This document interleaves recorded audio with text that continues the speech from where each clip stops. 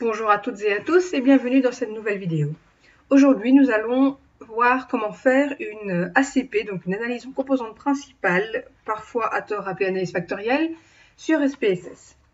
Donc pour rappel, le but d'une ACP, c'est de synthétiser de l'information en voyant quels items, généralement on parle plutôt des items, quels items on peut regrouper, donc quels items sont semblables, donc dans un facteur, dans une composante, et quels items il faudrait plutôt séparer parce qu'ils ne se ressemblent pas. Donc une ACP généralement on l'utilise avec des items, on peut le faire également avec des variables. Moi ici je vais vous montrer comment faire avec des items. Alors pour ça on va dans Analyse, on va dans Réduction des dimensions, Factor. Ici on va donc prendre tous les items que l'on veut. Alors moi ici j'avais deux items inversés. J'ai décidé, dans une analyse factorielle, que l'on prenne l'item inversé ou non, ce n'est pas grave, ça ne changera pas les résultats, ça va juste changer la saturation factorielle, le signe de la saturation factorielle de l'item en question. Il n'y a vraiment rien de grave. Par contre, là où c'est grave, c'est plutôt quand vous faites l'alpha de Cronbach, où là vous devez absolument prendre les items qui ont été inversés. Donc les items qui ont été remis dans le même sens que les autres items. Donc l'analyse factorielle, moi je vous conseille de la faire en premier parce que justement elle permet de voir assez facilement si vous avez des items inversés ou pas. Des fois vous aurez oublié quelque chose, ça arrive. Donc ici j'ai mis mes 10 items, les 5 items de l'amabilité et les 5 items de l'extraversion. Donc si tout va bien, je devrais retrouver deux facteurs parce que ce sont deux composantes différentes. Alors ensuite, on va dans Descriptives. Non, ici il n'y a rien. Extraction. Alors là, il y a bien effectivement la méthode des composantes principales, donc on laisse ça comme ça. On clique pour avoir le scriptplot.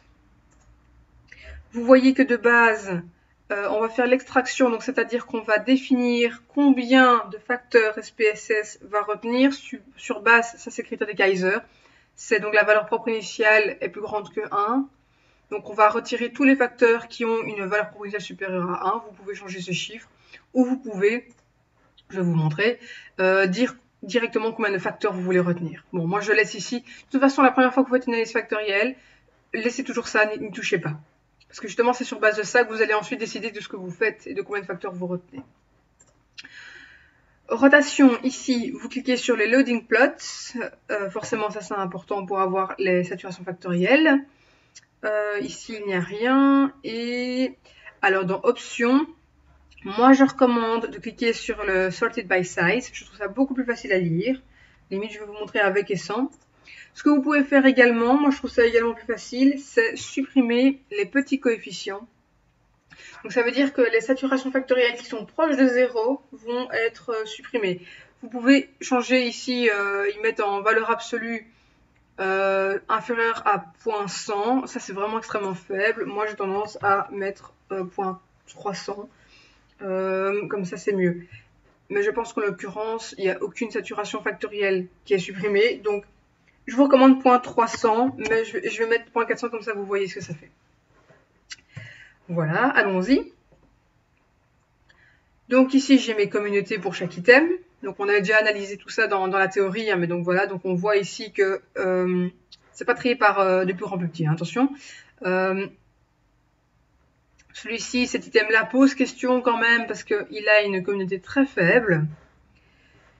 Ici, on a donc le tableau Total Variance Explained qui nous permet de voir la valeur propre initiale de chaque facteur. Et donc, si on applique le critère de Kaiser, on se dirait qu'il faudrait retenir plutôt deux facteurs. On voit que le facteur 1 explique 39% de la variance, 26% de la variance, et puis on passe à 8. Donc là, il y a quand même une chute assez vertigineuse dans le pourcentage de la variance expliquée. Donc a priori, le troisième facteur ne sert pas à grand-chose. Il a une utilité assez limitée, donc le prendre voudrait dire complexifier le modèle pour avoir un gain assez faible. Le scriptplot, donc que j'avais sélectionné pour qu'il soit affiché, il ne s'affiche pas automatiquement, qui nous montre justement la décroissance de la variance expliquée. Et si on applique le critère de Cattell, du coup, on retiendrait 2 voire 3 facteur. Celui qui se trouve au coude dans le critère du Cattell est généralement inclus, même si moi j'ai tendance à l'éliminer, parce que si c'est là que ça casse, c'est qu'à partir de là, déjà ça ne va plus. Mais c'est à apprécier en fonction du contexte. Si par exemple j'avais 3 facteurs, peut-être que je voudrais, si j'avais des items de l'amabilité, de l'extraversion et de l'ouverture à l'expérience, peut-être que j'aurais quand même envie de le retenir pour ces raisons-là. Enfin, vous voyez, donc ça peut vraiment varier d'un cas à l'autre. Le Component Matrix, qui donc reprend nos saturations factorielles. Alors vous voyez que là, qu'est-ce qui se passe? Eh bien, il y a des trous. Des trous, pourquoi? Parce que justement, j'ai demandé à supprimer toutes les saturations factorielles qui étaient inférieures à la valeur absolue de 0.400. Donc les trous ici, ça veut dire que ce sont des saturations factorielles très faibles. Et ça, supprimer les valeurs faibles, ça permet de simplifier la lecture en fait et que notre regard ne soit pas attiré par des choses qui n'ont pas beaucoup d'importance.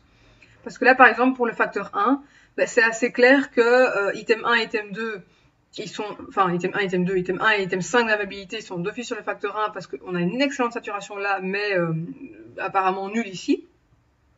Ici, bon, on est à 0.400, donc c'est le seuil, c'est la limite. Donc, lui, il aura presque, enfin, il est pas loin d'avoir été supprimé. Et donc, pareil pour cet item-là. Et bon, celui-là, par contre, il a 2 chiffres, même si clairement, l'item 4 de l'amabilité est plutôt sur le facteur 1.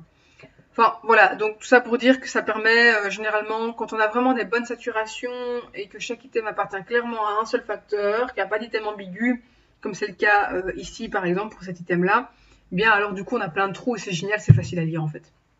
Mais vous n'êtes pas obligé de supprimer, hein, typiquement dans un mémoire vous avez besoin des informations, donc vous pouvez le garder, ou alors vous pouvez mettre une note en dessous de votre tableau en disant que les valeurs ont été supprimées justement pour simplifier la lecture. Mais il faut le marquer du coup. Voilà, donc ça c'est le Component Matrix, super important. Et alors ça c'est donc le plot, donc le graphique qui représente nos saturations factorielles. Voilà pour cette analyse factorielle. On va en faire une deuxième. Cette fois-ci, je ne vais pas trier par la taille, comme ça vous voyez ce que ça donne. Voilà, donc ici, l'ordre d'affichage, c'est l'ordre dans lequel moi j'ai encodé mes données. Donc, on a d'abord les 5 items de l'amabilité, les 5 items de l'extraversion, dans l'ordre 1, 2, 3, 4, 5, 1, 2, 3, 4, 5. Tandis que plus haut, quand je les avais triés par taille, on avait 1, 5, 3, 2, 4. Il se fait que tous les items de l'amabilité étaient regroupés, mais comme je vous avais dit dans la vidéo sur la théorie, on pourrait très bien avoir un item qui se mélange en fonction des saturations factorielles. Et pour l'extraversion, on avait 3, 2, 1, 4, 5, en fonction vraiment de leur taille, donc de leur saturation factorielle. Ici, ils ne sont plus triés par taille. Bon, de nouveau, ça reste relativement simple à lire parce que les 5 items de l'amabilité sont ensemble, mais du coup, moi, je trouve que c'est quand même plus difficile de voir à quel moment enfin, ça dépend, hein, ici, c'est pas des masses compliquées, mais quand vous avez 240 items, par exemple, c'est vachement mieux de trier par la taille, parce que du coup, ça permet vraiment de faire le petit escalier que je vous avais montré, c'est dire, ok, c'est bon, ok, hop là, on passe au deuxième facteur. Ici, c'est bon, c'est meilleur, donc on est repassé à du meilleur que juste avant. Ah, ici, c'est pas terrible, on va plutôt aller sur le facteur 2. Ici aussi, enfin, vous voyez, mais les items pourraient se mélanger, on pourrait très bien avoir item 2 l'extraversion qui serait qui serait meilleur sur le facteur 1, et donc ce serait beaucoup moins clair. Je vais vous donner en fait l'exemple, je vais le faire autrement, comme ça vous voyez à quel point ça peut devenir compliqué. Si justement ces deux items là, je les mets en dernier. Voilà, alors qu'est-ce qui se passe ici? Bah là vous vous dites facteur 1, facteur 1, facteur 1, ici c'est un peu ambigu, plutôt facteur 2, facteur 2, facteur 2, carrément ambigu, facteur 2, facteur 1, facteur 1. Donc vous voyez, ça peut devenir un petit peu chiant, alors que quand vous les triez par taille, ben c'est génial parce que comme je vous disais, de toute façon, on commence toujours par le facteur 1, c'est toujours le meilleur. C'est très très bonne saturation, très bonne saturation, très bonne saturation, très bonne saturation, très bonne saturation. Hop là, je vois que ça se casse un peu la gueule, on perd quand même 0.200 en valeur absolue. Et je vois qu'effectivement, d'un coup, les saturations factorielles sont excellentes sur le facteur 2, alors que jusque-là, elles n'étaient pas terribles. Et donc, c'est le moment de passer au facteur 2. Et donc, on a vraiment fait comme ça, hop là, et maintenant on est sur le 2. Et imaginons qu'il y aura un 3, et ben on ferait hop là, genre 424, ça commence à devenir faible. Et je vois que sur le facteur 3, le prochain item est excellent. Hop là, je passe au facteur 3. Donc moi, je trouve ça beaucoup plus clair. Comme ça, on se prend moins la tête. On regroupe les meilleurs ensemble, c'est ça que ça veut dire. Hein. Ça veut dire que ça ne fait que diminuer en qualité. La saturation factorielle ne fait que diminuer avant de passer au prochain facteur. Donc, trier par taille, moi, je trouve ça vraiment précieux. Un gain de temps et d'une certaine clarté. Donc, je vais recocher mon trier par taille parce que pour moi c'est important. Donc, vous avez vu qu'en supprimant, mais comme je vous disais, moi je vous conseille plutôt 300. Mais ici c'était, je crois que j'en ai aucune en dessous de 300, donc voilà. Et alors, ce que je voulais vous montrer aussi, c'est donc, on peut très bien décider de dire, mais moi je veux 3 facteurs. Bon. Voilà, sur base de mon analyse factorielle, moi je me suis dit que 3 facteurs c'est ce que je voulais. Et donc je vais forcer. Je pourrais forcer à un facteur, mais bon. Du coup, si je force à 3 facteurs, qu'est-ce qui va se passer? Mes communautés ont changé. Pourquoi? Parce que je vous rappelle que chaque communauté, c'est la somme des carrés des saturations factorielles.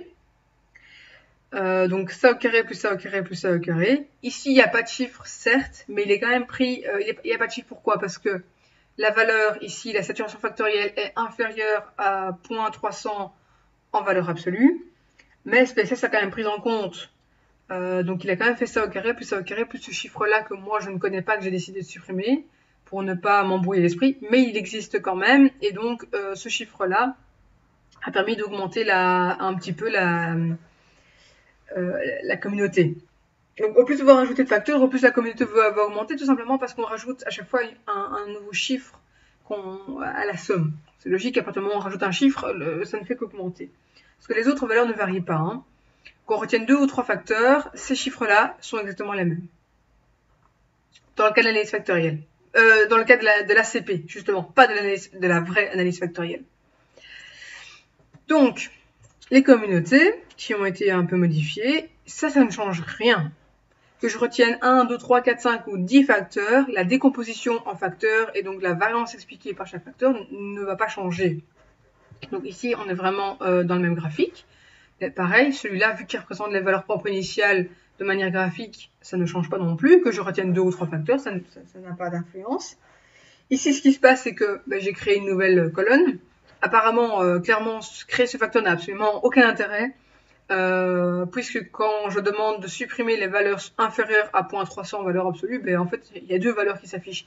Donc sur mes 10 items, j'en ai que 2 qui sont pas trop mal corrélés au facteur 3. Lui, il est pas terrible. Item 2, l'extraversion. 0.350, moins 0.350, c'est pas terrible. Par contre, celui-là, c'est l'item 5 de l'extraversion. Je vous avais déjà dit qu'il était ni bon. D'ailleurs, il a une communauté extrêmement mauvaise. Dans les anciennes analyses, à 2 facteurs. Et là, je vois que, par contre, maintenant, sur le facteur 3, il est excellent. Bon, c'est normal, on a un peu créé un facteur pour lui, là. Hein. Je dis rien, vu qu'il est un peu tout seul. Mais clairement, ça veut dire que l'item 5 de l'extraversion, il n'est pas bon. A priori, c'est un item que je devrais plutôt supprimer. Il n'a rien à faire sur le facteur 1, il n'a rien à faire sur le facteur 2. Donc, c'est un item qui ne mesure ni l'amabilité, bon, c'est pas ce qu'il est supposé mesurer, vous allez me dire, donc c'est pas plus mal, mais il mesure pas vraiment l'extraversion non plus. Donc ça, typiquement, moi je pense que je supprimerai et que je ferai mon score de l'extraversion uniquement sur base des autres items. Et encore, de nouveau, l'item 4, vu qu'il est vachement ambigu, je pense qu'il faudrait le supprimer aussi. Bon bref, voilà. Et donc, on peut voir que la communauté du coup de l'item 5 de l'extraversion, vous voyez, maintenant elle est excellente, alors qu'elle était de quelque chose de genre 0.297, il me semble qu'elle était vraiment mauvaise, et maintenant elle est devenue excellente grâce à cette saturation factorielle-là. Ça a tout changé. Voilà, et donc le fameux plot en cube qui est absolument illisible, comment est-ce que vous voulez dire ça? Est-ce que ça il est là, ou il est là, ou il... Enfin bon bref. Voilà, donc un cube c'est pas forcément lisible en 2D.